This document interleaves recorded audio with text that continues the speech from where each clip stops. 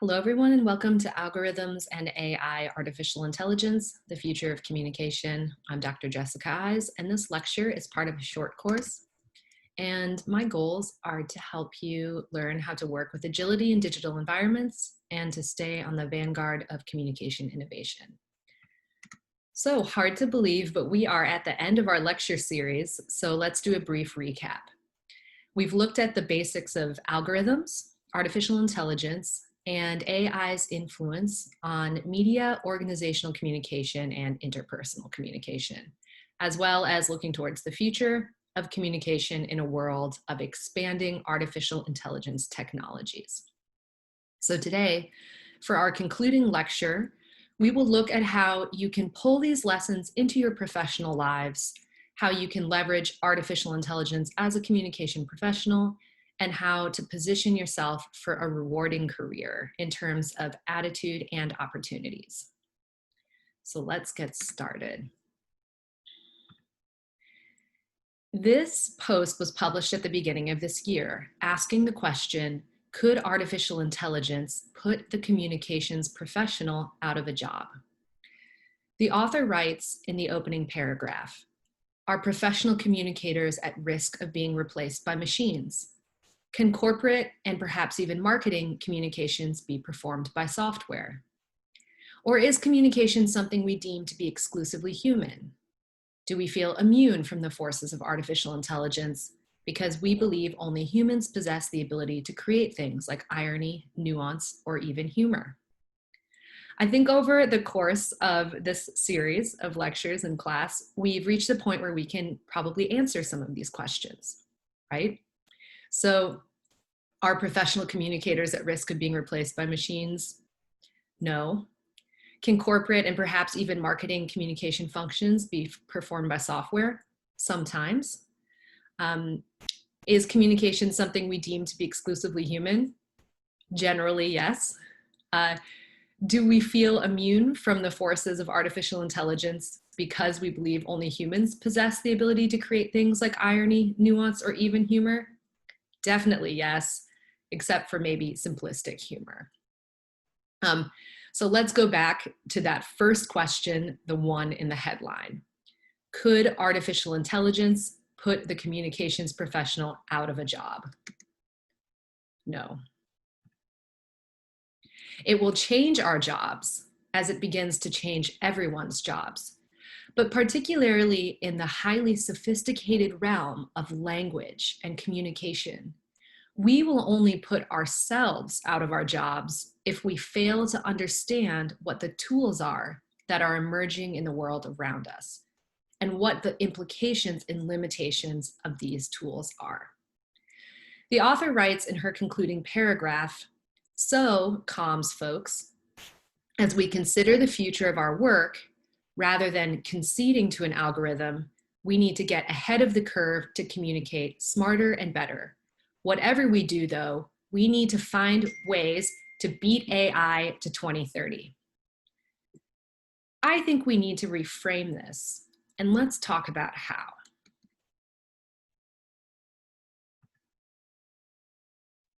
The perspective we adopt towards artificial intelligence technologies is tremendously important for how we will approach it across our careers.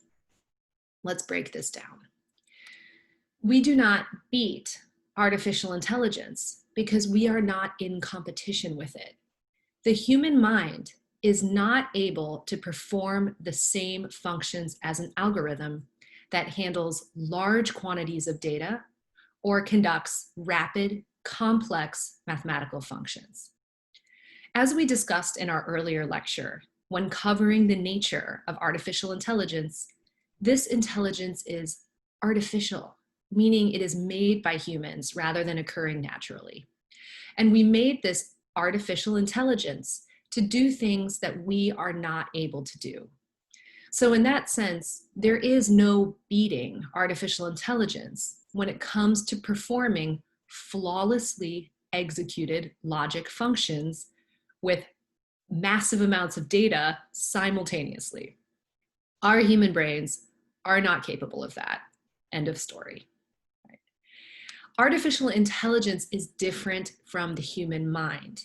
It is a tool created by humans to facilitate problem solving. And this is something to keep at the forefront of your minds at all times. Artificial intelligence is a tool.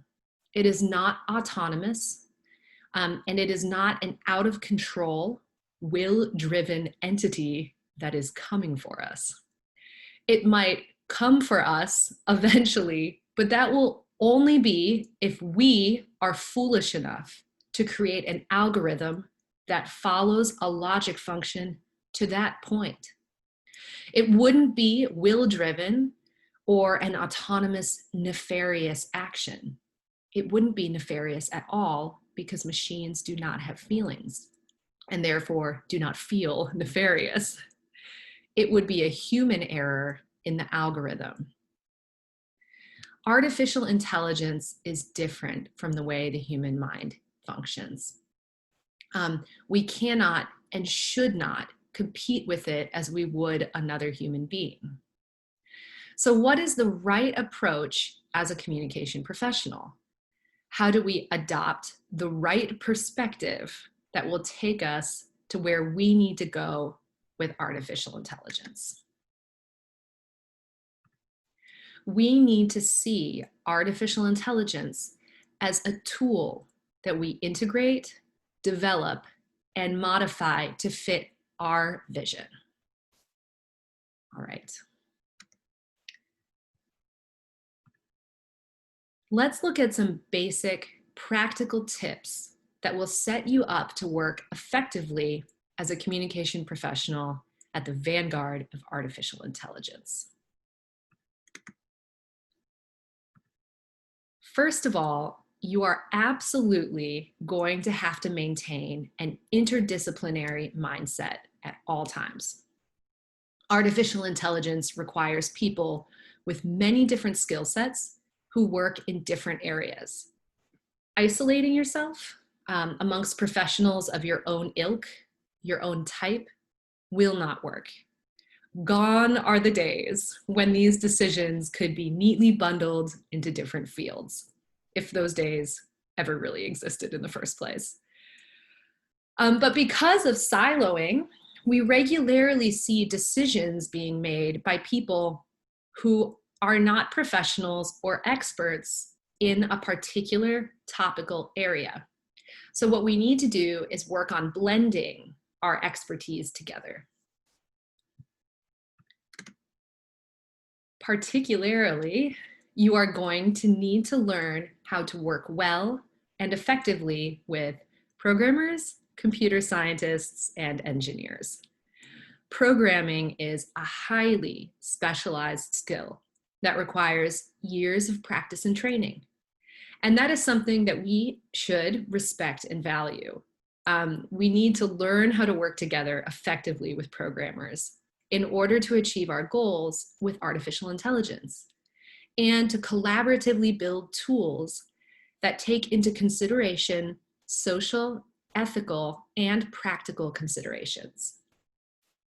How do you do this? Well, one very good way is to make the effort to actually learn a little bit about programming. So we've made a good start in this class, but I don't think that's quite enough. You don't have to become proficient in coding, so don't panic, right? But explore, take a class or two, just for fun, just for the simple purpose of learning some of the basics. Start to get to know programmers. It doesn't have to be high stakes, but consider it learning a bit of the culture, right? And the language of programming. It will be so much easier to work with programmers if you can understand at least some of the basics of what they do. It will garner you respect, help you communicate better, and will also help you to be on the same page about what is and is not possible.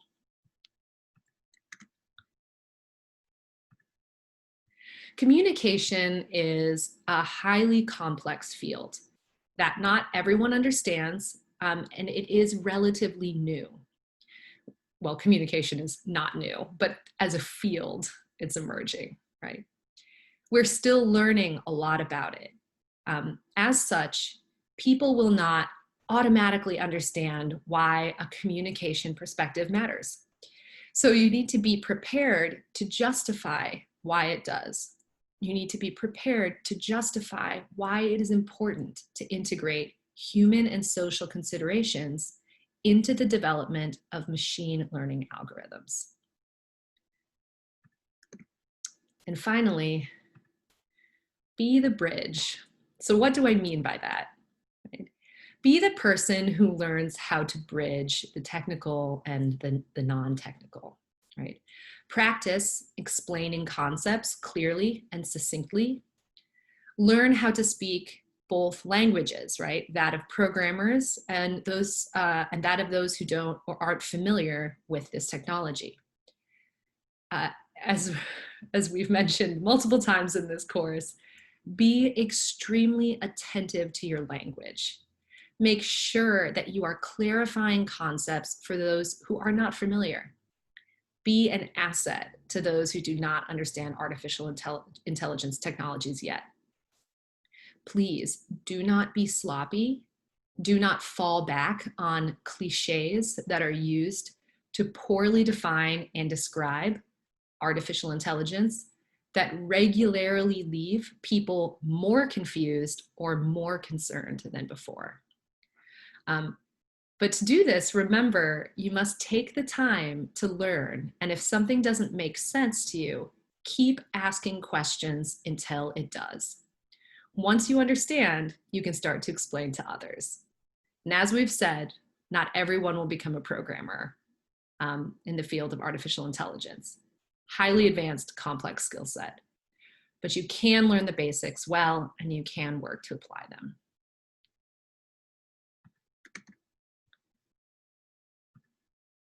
As I was reflecting on and looking into what fields have the most potential for communication professionals who are savvy in artificial intelligence, I started to stumble across a few problems.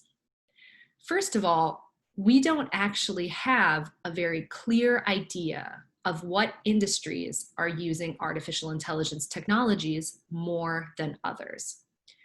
This is in part due to the fact that artificial intelligence technologies are still somewhat unclearly defined, but they are also not reportable.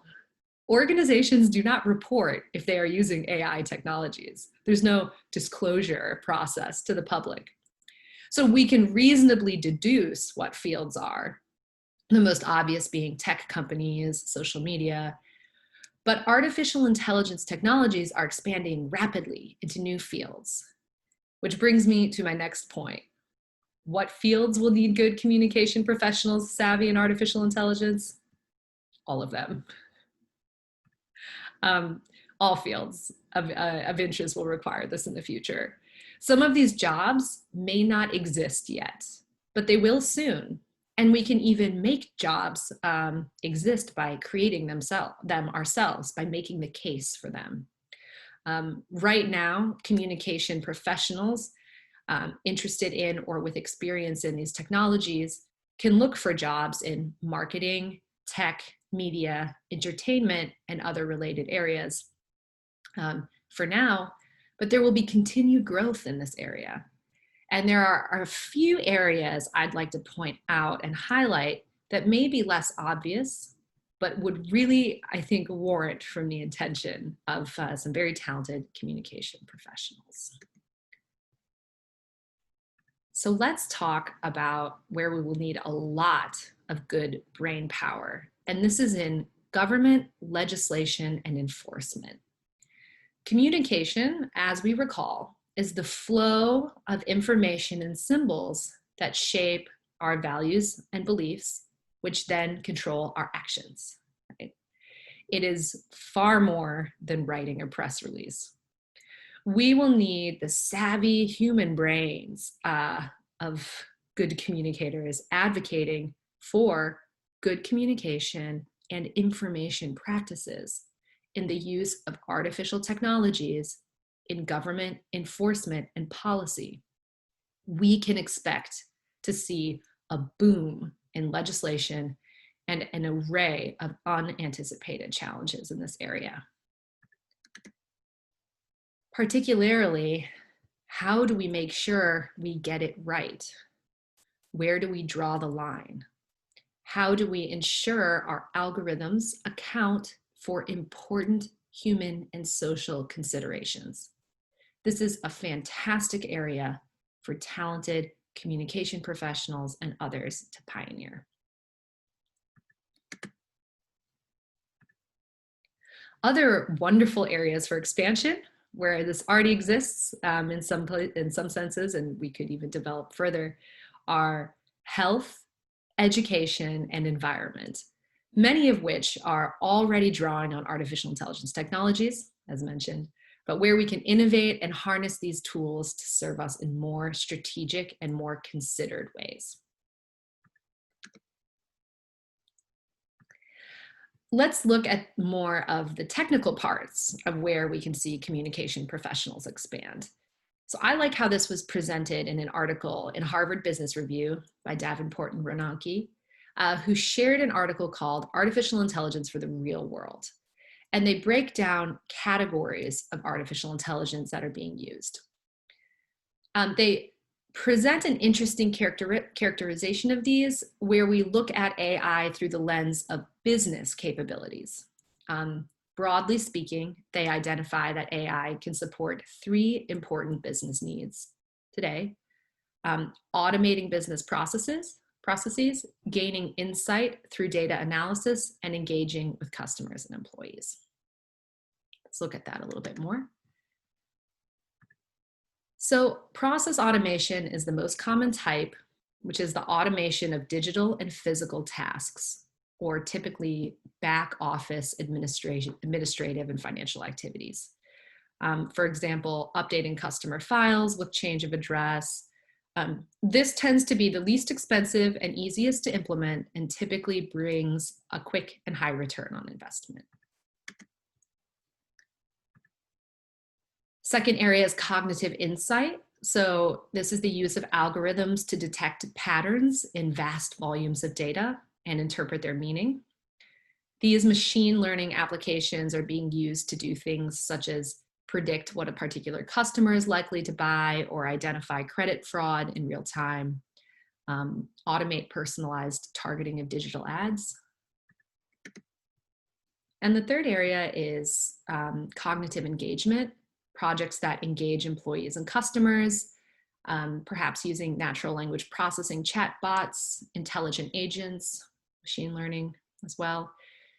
This includes like intelligent agents that offer 24/7 customer service, internal sites for answering employee questions, health treatment recommendations that help providers create customized care plans, taking into account individual patients' health status and previous treatment. Within these three areas, the two that are likely best suited for communication professionals are cognitive insight and cognitive engagement. Within cognitive insight functions, algorithms must be programmed to detect particular patterns, and then these must be interpreted. This requires an insightful human team to design and manage. With cognitive engagement, there is a lot of space for communication professionals to deploy their talents as well. There's a vast space for us to explore. It's, I think, not even possible for me to predict so many of these areas and where it might go. I recommend following your curiosity, and anytime you have or had felt a tinge of concern or a hint of excitement, move towards that and continue to explore. This is an emerging landscape, which means it's changing all the time. But one final area for a communication professional that's very important to mention is how we present these technologies to the public.